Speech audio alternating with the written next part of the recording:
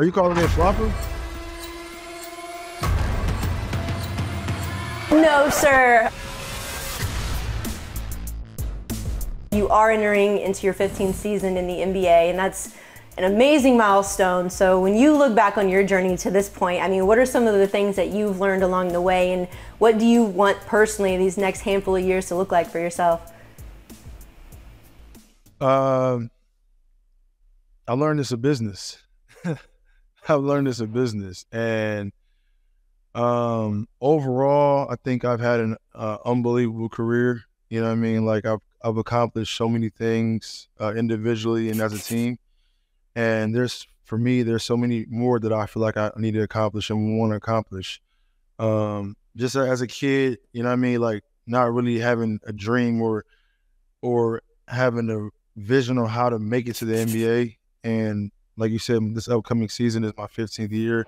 I've done more than, you know what I mean, that anyone can ask for. So with that being said, I'm not settling. I still want more, and I still feel like I need more to accomplish. So I'll continue to work hard and continue to do the things and put the work in until I can't play basketball anymore.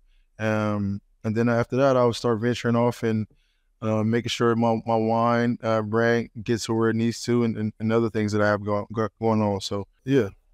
Being in the league for 15 seasons, I mean, you've obviously seen many transformations, like you said, across the league. Entering this season with some pretty substantial changes, most notably the in-season tournament. So as a veteran of the game, what's your take on it, and what are the biggest positives, negatives you think may come from that?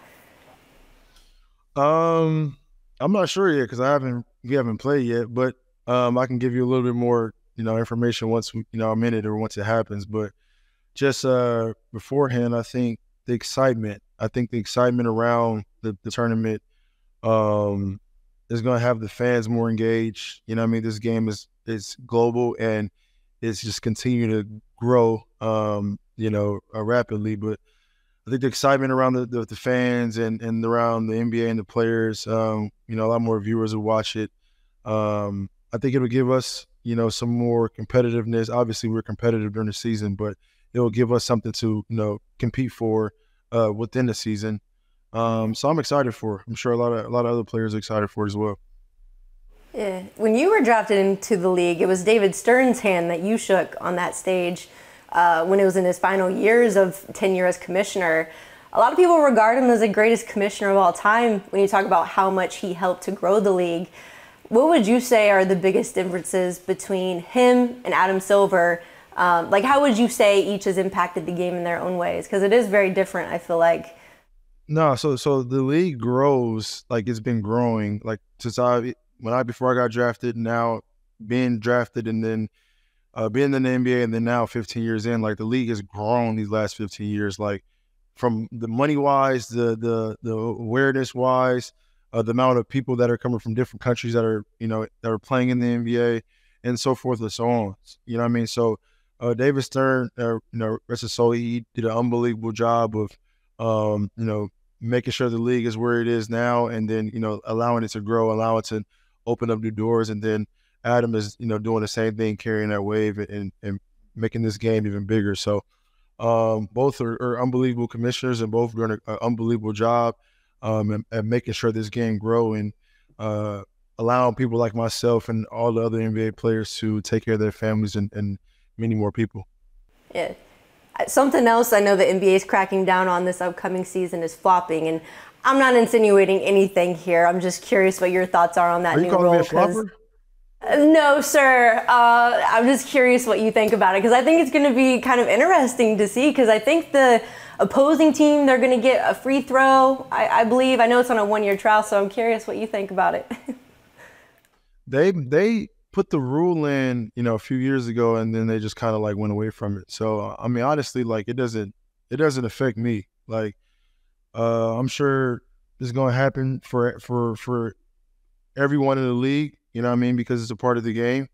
You know what I mean? But if it happens, it happens. You shoot a free throw and then move on. So they're just trying to put more authenticity into the game, and I'm here for it. Yeah.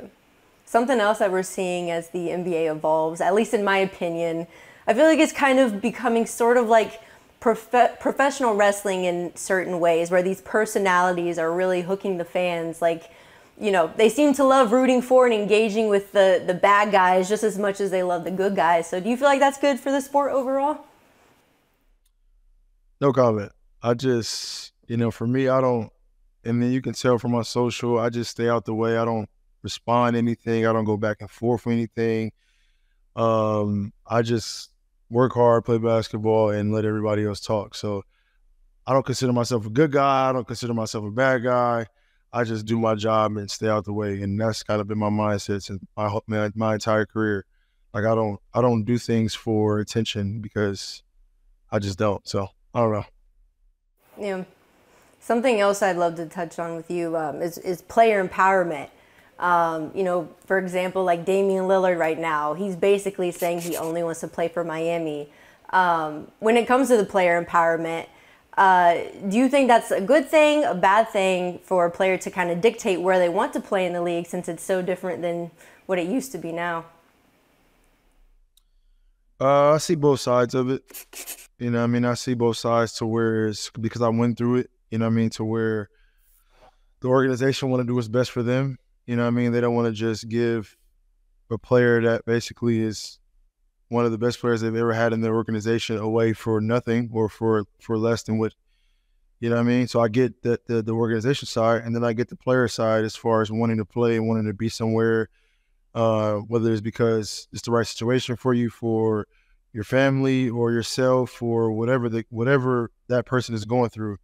So I see both sides. So if they can meet in the middle and kind of come to agreement and figure it out, then that's like the best scenario. You know what I mean? Like I wouldn't want an organization to send someone somewhere where they wouldn't be. You know what I mean? Because you've built a real relationship with that person. That person has done so many great things for your organization. You know what I mean? Your franchise. So, but then you don't want to give that player away for nothing. So I get both sides. So, it just find a balance, meet in the middle, and hopefully both sides can come to an agreement. Yeah, like you said, it's a business, so I get that. Switching gears here a little bit. I mean, what a time for soccer in America, huh? Like Messi's here, Women's World Cup's kicking off. I feel like there's a lot to be interested in right now, and you're actually a minority owner in the Houston MLS and NWSL teams. So soccer obviously means something to you. Where do you think it's heading in the United States? We're trying to find someone to come to Houston. Ooh, that would be exciting. Messi is, obviously, we all know how unbelievable Messi is. Like, and he's going to do his thing. You know what I mean? He's in Miami. Like, it fits his vibe. We need somebody, I don't know who yet, but we need someone to come to Houston, the Dynamo. And we're still trying to figure that out. I'm not recruiting anybody. Don't. This is not recruiting. Okay? I'm just expressing this is not recruiting, how I feel. Yeah, but the MLS is growing like rapidly. Like you see somebody like Messi, you know, come to the MLS, and it's gonna start happening continuously, and that's a huge thing because in America, like you know, we don't really get that recognition for having a lot of soccer players. So the league is gonna continue to build, and we're gonna see some really good players develop, and it's going to be good for the soccer culture in the U.S. Switching sports one more time, your 49ers. Could you give me a temperature check on the team as they get ready to the season? I'm curious who's going to be throwing the ball week one, but how are you feeling about them? We're still trying to figure that out now, but we'll get it right. You know what I mean? We'll make sure whoever our starting QB is. Yeah, we'll make sure whoever our starting QB is, he's going to be ready. But we had a lot of injuries last year, and that's what kind of held us back a little bit, which is a part of sports. So whatever, but I'm excited. I think we're all excited for the upcoming year. Hey, sports fans, if you want to see more conversations with athletes and stars, check out these videos right here and be sure to subscribe for more from USA Today Sports.